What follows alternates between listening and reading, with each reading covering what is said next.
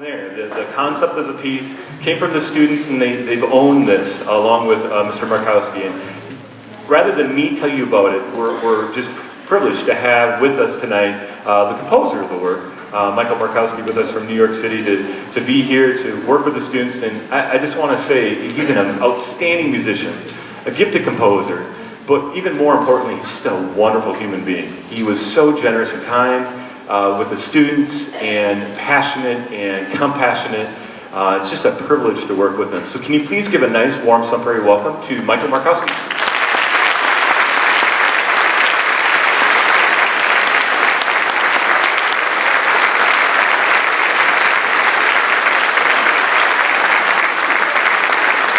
Thank you so much. I'm really excited that we can share this brand new piece of music with you. But first I wanted to tell you a little bit about a guy by the name of Percival Lowell. Lowell was born in the 1800s to rich parents.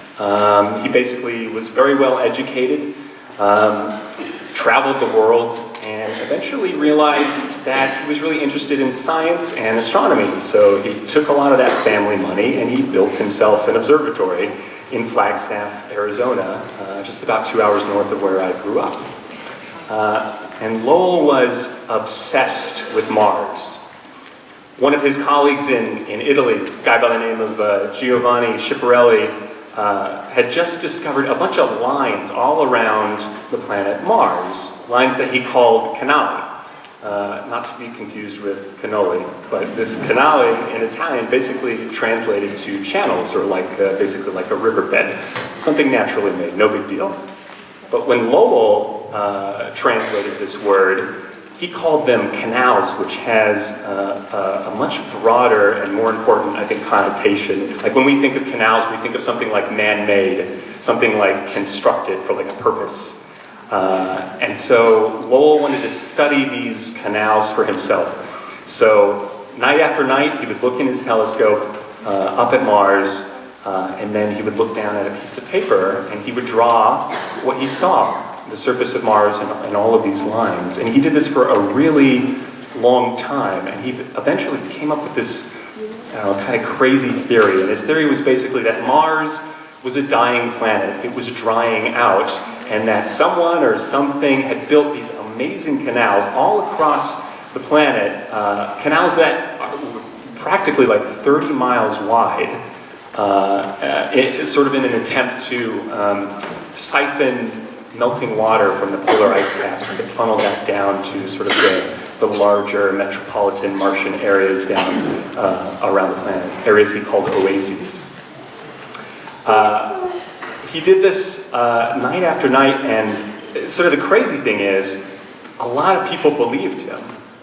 There was really no reason to doubt him. He was well educated, he had the best technology, he had one of the biggest telescopes, for the late 1800s in the world.